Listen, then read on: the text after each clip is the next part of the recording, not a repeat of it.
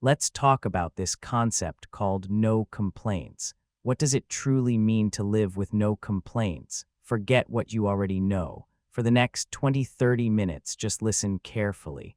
Even if you think you've heard it before, listen again with full attention. There's a core spiritual truth. You create your own reality.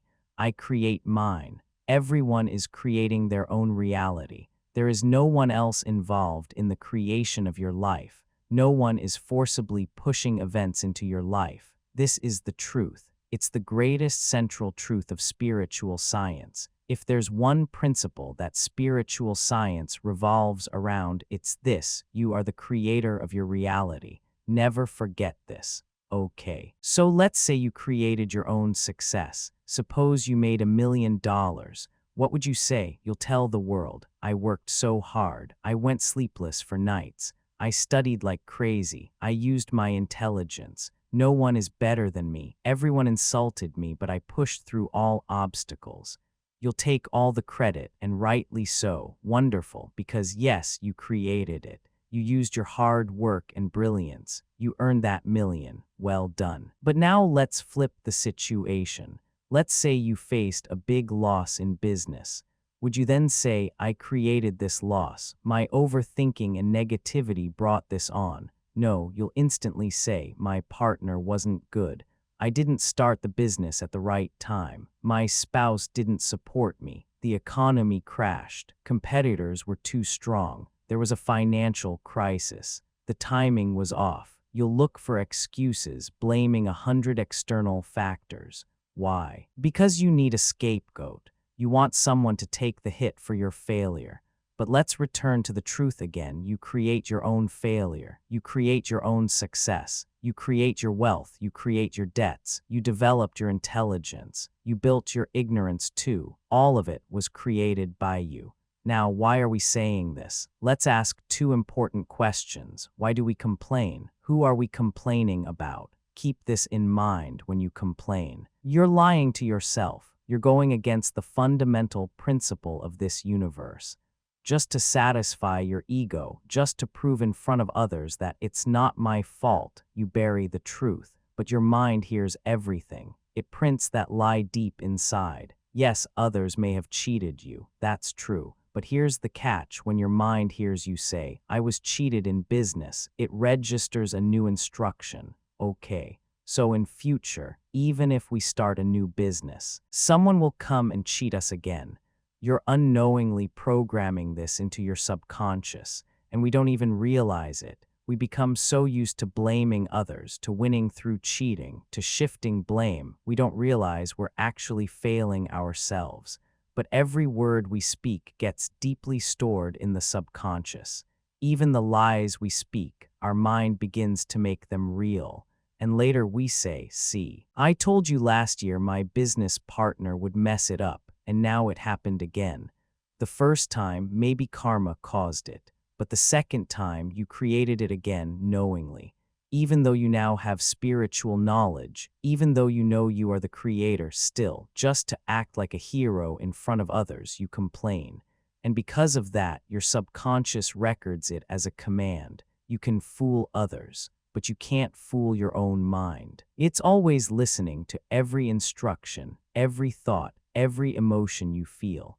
It gets stored on multiple levels in your brain and your subconscious mind as your truth. No matter how intelligent we are, that intelligence often turns against us. Osho says, if you're so wise, how come your life is still a mess? And that's not wrong. He's not saying don't gain knowledge, but he's seen what happens to overly intellectual people. They can easily attract sorrow into their lives. Meanwhile, someone in a village with little education is living peacefully. He knows both sides, the stress of the intellectual and the ease of the simpleton. We're using our brilliance, our sharp minds, not to elevate ourselves, but to judge others, complain and blame, all without realizing that this same intelligence is working against us. That's why Guru says no judgments, no commands, no complaints. Are you fighting with someone in your mind? Here's the truth. Friends, if you hold any complaint in your mind about anyone or anything, your subconscious mind will start working against you. It will not help you find answers. It will block your solutions.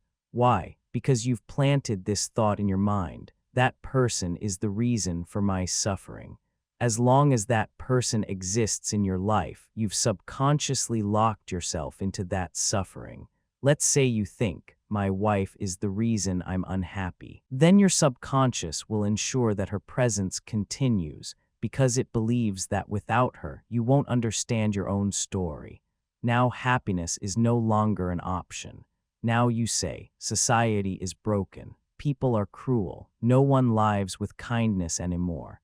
That's the biggest complaint, a complaint against society itself. But where will you escape society? Even if you run away to the desert, to the Arctic, or climb the Himalayas even there for half the way, you'll still meet people. And beyond that, where there's only snow and silence, your body might freeze and die. Maybe there you'll find peace, but that's not practical. We all want inner joy, but we try to get it from the outside. If inside we've already programmed ourselves with, society is messed up, then wherever we go, pain will follow. Every time something painful happens in life, we keep pointing fingers at others. He betrayed me. She used me. He caused my failure. My son doesn't take care of me. Politicians didn't support me. The system is broken. My government is bad. My teachers didn't guide me. My neighbors are toxic. My village is hopeless. This whole country, Brazil, Canada, Russia, is just like this. There's always a complaint sitting in the background. But the truth is, the more complaints you store, the more garbage you're loading into your mind. Imagine a scene from the movie I, Robot, where robots are governed by 3 rules. First one, a robot may not harm a human. Second one, a robot must obey orders given by humans. And third one, a robot must protect its own existence unless it violates the first 2 rules. Now in one scene, Will Smith's character yells a vague or emotional command, and the robot named Sunny just stands still or acts unexpectedly. Why? Because Sunny interprets commands literally, based on logic and programming. He doesn't grasp sarcasm, emotion, or the human intent behind the words. He needs exact instructions. That's exactly how your subconscious mind behaves. It doesn't ask, did he really mean that? Was she joking? Was that just frustration? No, it hears your words and programs them. If you say, I'm always unlucky, your subconscious accepts it as a command.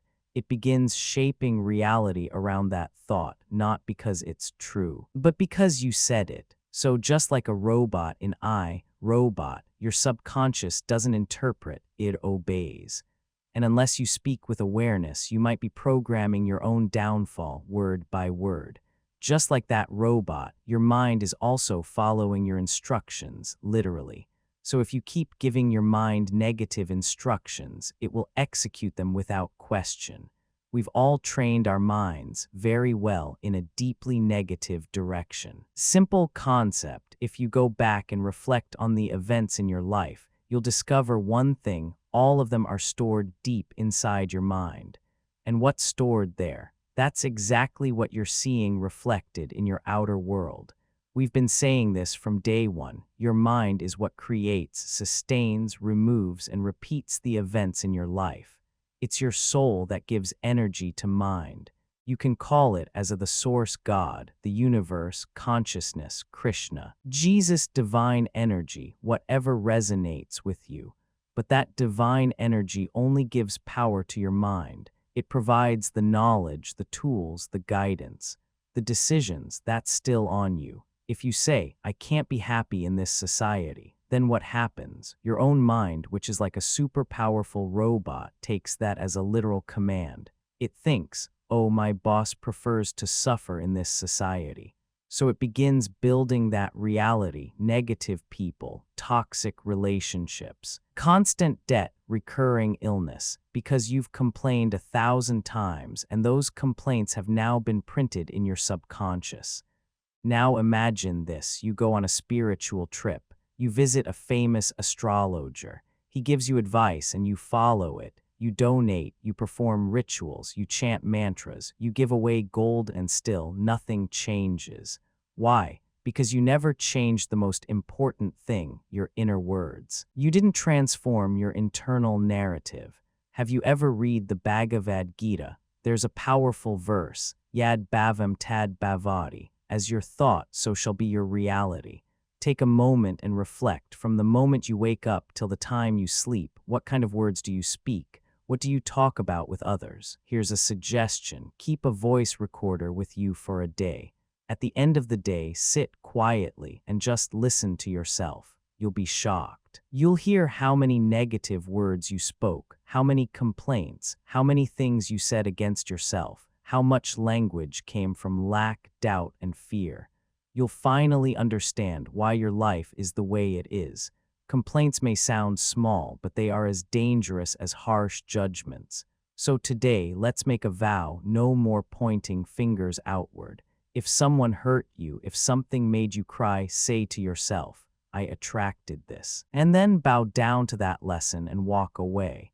Yes, I created this situation knowingly or unknowingly. I created it. You lost money. I created it. Your family doesn't listen to you. I created it. You're in debt. I created it. You're facing health issues. I created it. Say this to yourself and don't blame yourself either, because self-blame is just another form of complaint. No complaints toward others, and no complaints toward yourself either. There's a powerful quote by Patrici: if you have complaints toward anyone or anything, you are not a master. Let that sink in. If you truly want to become a master of your own mind, you must eliminate every single complaint about people, about events, about life. So today, let's make this commitment. Write it down and say it to yourself. I will never blame anyone. I take full responsibility for everything, good or bad, in my life because I created it. Replay this video again if needed and make that your new programming. From now on, I will not hold any complaints toward any person. That voice in your head that says, you always do this wrong, this happened because of you, you messed up again, let it go.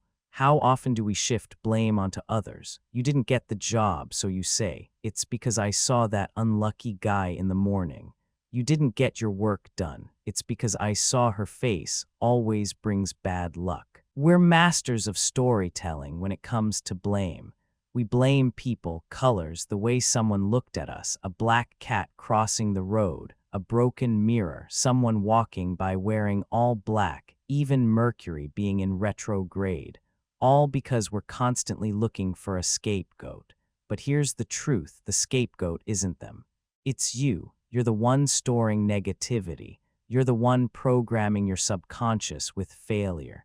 And your mind is simply executing what you printed into it. You're not cursed, you're not doomed. You're just deeply conditioned by your own negative thinking.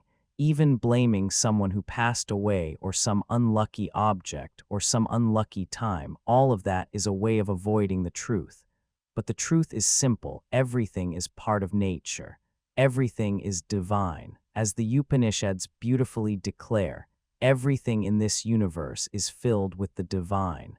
Everything is divine. Every experience, every outcome, it's all part of the divine design. So where is the mistake? Nowhere. Even what you label as a mistake is divine too. You chose it. You interpreted it as bad. But remember, as you believe, so it becomes. When you complain, you're not just expressing discomfort, you're actually covering up reality. You're deceiving yourself. From today, stop saying, my son is the reason.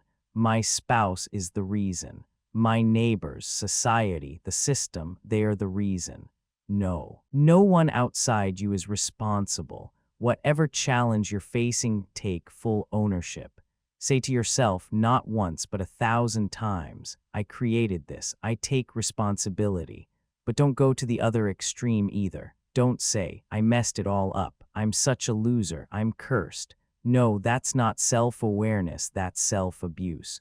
People often talk about penance or atonement. They think it means punishment. but real atonement is realization. Realizing the truth of what we did and correcting the inner perception. If you hit someone, penance is not hitting yourself back. If you cut someone's hand, it's not about cutting off your own hand. It's about seeing clearly. The mistake was in my perspective, not in them. That realization is the real transformation. That's when your mind begins to reprogram, and your mind says, from this moment, I will never blame another again. And if tomorrow, your mind tries to slip back and say, but wasn't it their fault? It'll catch itself and respond, shut up, you reprogrammed me. You told me there is no them out there. Your mind becomes sharp like a formatted hard drive, all the garbage deleted. Now you're ready to install a new program, clean, conscious, powerful. Just like we format a computer when it's filled with junk, we must format our mind. And the only way to do that is meditation, through deep reflection. We wipe out the trash we've unconsciously programmed in.